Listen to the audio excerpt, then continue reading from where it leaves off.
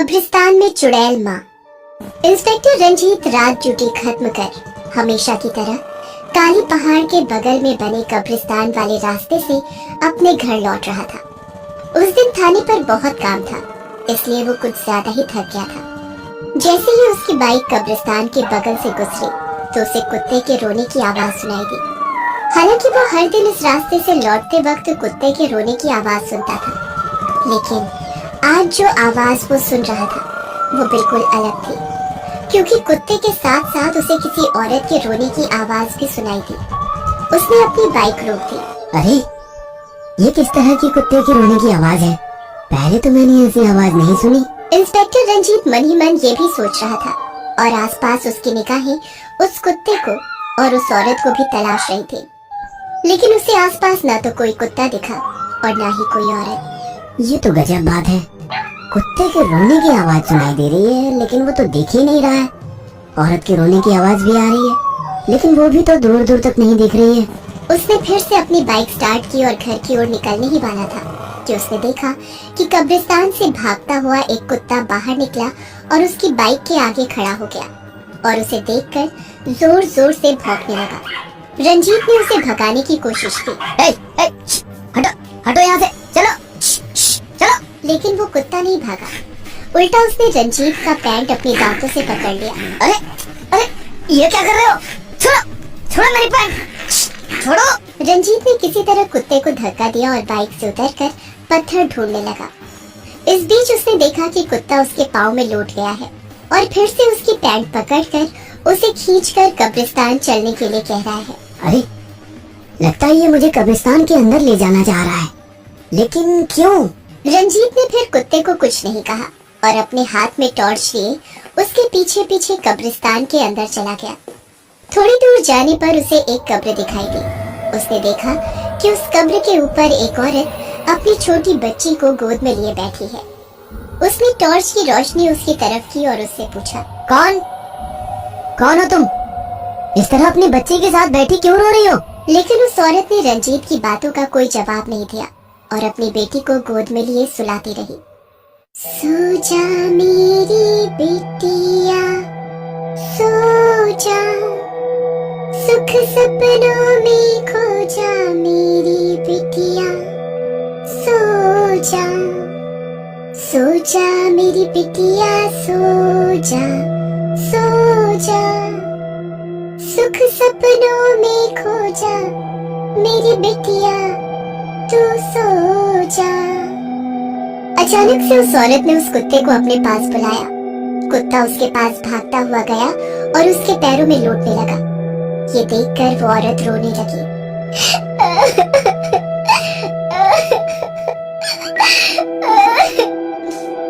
रंजीत ने जब उस औरत को देखा तो उसने फिर उससे पूछा, अरे तुम बोलती क्यों नहीं? तुम कौन हो और इस कब्रिस्तान में इतनी छोटी बच्ची के साथ क्या कर रही हो? तुम्हें डर नहीं लगता क्या? ये बात सुनकर वो औरत जोर जोर से हंसने लगी और वो रंजीत की तरफ मुड़ी। रंजीत ने जैसे ही उसका चेहरा देखा, उसकी आंखें फटी की फटी रह गई। वो एक चुड़ैल थी, लेकिन रंजीत उसे देखकर बिल्कुल नहीं डरा। तुमने बताया नहीं, तुम हो कौन और यहाँ क्या कर रही हो? क्या परेशानी है तुम्हें? रंजीत की बातों को सुनकर वो औरत एक बार फिर से उसकी तरफ देखकर रोने लगी और अचानक से गायब हो गई। अरे, कहाँ गई?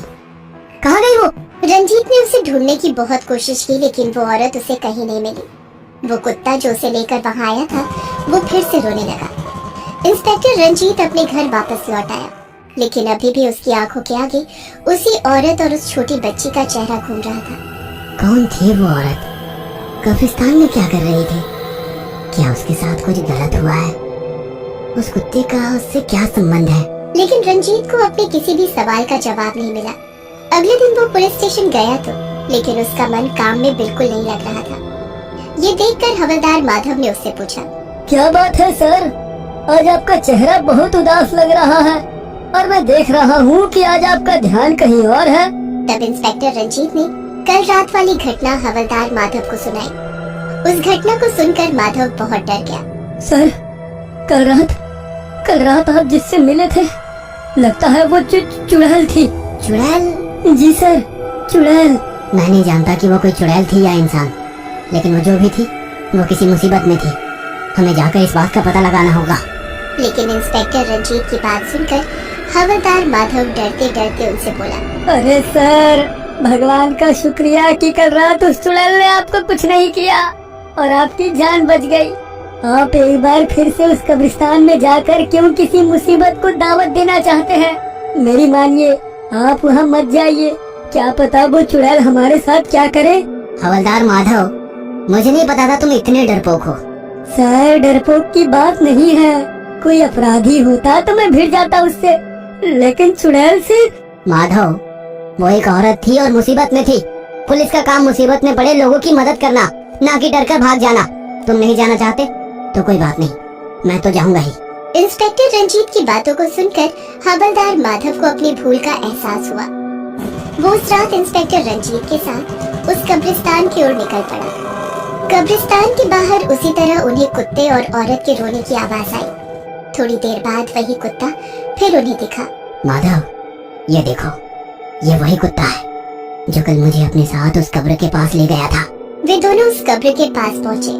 कल रात की तरह आज भी वो औरत उसी तरह अपनी गोद में बच्ची को लिए हुए सुला रही थी। सो जा मेरी बिटिया, सो जा, सुख सपनों में खो जा, मेरी बिटिया तू सो जा। इंस्पेक्टर रंजीत उस औरत के पास गया और उससे कहा, बहन, तुम हो कौन? तुमसे मैंने कल भी कितना पूछा, लेकिन तुमने कुछ नहीं बताया और अचानक से गायब हो गई। तुम मुझे बताओ ना बहन, तुम हो कौन? इंस्पेक्टर रंजीत के मुंह से बहन सुनकर वो चुड़ैल भावुक हो गई और फिर से रोने लगी। क्या हुआ बहन, तुम फिर से रोने लगी? किसने तुम्हारी आंखों में आंसू दिए? उसके बाद उस औरत ने, जिसका नाम गीता था, अपनी कहानी सुनानी शुरू की। गीता एक गरीब घर की लड़की थी। जब वो बहुत छोटी थी तभी उसके माता पिता की मौत हो गई थी। गीता का दिल बहुत ही साफ था। वो हमेशा किसी की भी मदद को तैयार रहती थी। एक बार उसे रास्ते में एक घायल पिल्ला मिला। हे भगवान, कितना छोटा सा है ये, इसे किसने टक्कर मार दी? ओह, कितना खून निकल रहा है इसे। गीता उस पिल्ले को उठाकर अपने घर ले आई। उसकी खूब सेवा की। वो जल्द ही ठीक हो गया। उसने उसका नाम मोगली रखा। उसके बाद तो गीता और उसकी ऐसी दोस्ती हुई कि वो एक दूसरे के बिना नहीं रह सकते थे। इस बीच गीता की शादी उसकी दूर की मौसी ने करवा दी। गीता मोगली के बिना नहीं रह सकती थी, इसलिए वो उसे भी लेकर अपने ससुराल आ गई। सुन मोगली, ये मेरा ससुराल है। यहाँ के लोगों को मैं अभी अच्छी तरह से जानती नहीं, इसलिए तू ज्यादा भाग दौड़ मत करना, चुपचाप बैठे रहना। लेकिन जल्द ही गीता अपने ससुराल वालों को जान गई। वो एक नंबर के लालची लोग थे। वो हमेशा दहेज के लिए गीता को मारते पीटते, उसे भूखा रखते। एक बार तो उसके पति और सास ने उसे इतना मारा कि बेचारी 2 दिन तक बेहोश रही।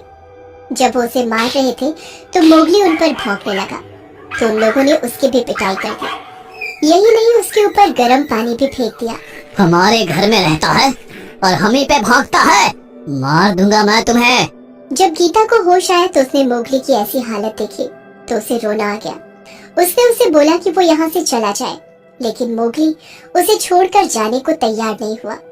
इस बीच गीता गर्भवती हुई और उसने एक बेटी को जन्म दिया। बेटी को देखते ही उसके ससुराल वालों का पारा चढ़ गया। एक तो ये मुफ्तखोर थी ही घर में, ऊपर से ये एक और मुफ्तखोर को ले आई। लड़की जन्म दिया इसने। माँ ले आई तो क्या हुआ, आज मैं इन दोनों को ही ठिकाने लगा दूंगा। गीता के पति ने दोनों का गला घोंटकर मार दिया और रातों रात कब्रिस्तान में दफन कर दिया। मोगली ने ये सब देख लिया था। उधर उसके ससुराल वालों ने लोगों को ये बता दिया कि गीता किसी के साथ भाग गई है। हे भगवान, कितना जल्लाद था तुम्हारा पति, और कैसे जानवर थे तेरे ससुराल वाले। उन्होंने 2 मासूम की हत्या कर दी, लेकिन अब वो जल्लाद बाहर नहीं रहेंगे। उन जानवरों को मैं कड़ी से कड़ी सजा दिलवाऊंगा। इंस्पेक्टर रंजीत और हवलदार माधव तुरंत उसके ससुराल पहुँचे और उसके पति और सास को गिरफ्तार कर जेल भेज दिया। उन पर मुकदमा चला और उन्हें फांसी की सजा मिली। उसके बाद गीता की आत्मा को मुक्ति मिली। उस दिन के बाद मोगली इंस्पेक्टर रंजीत के घर रहने लगा।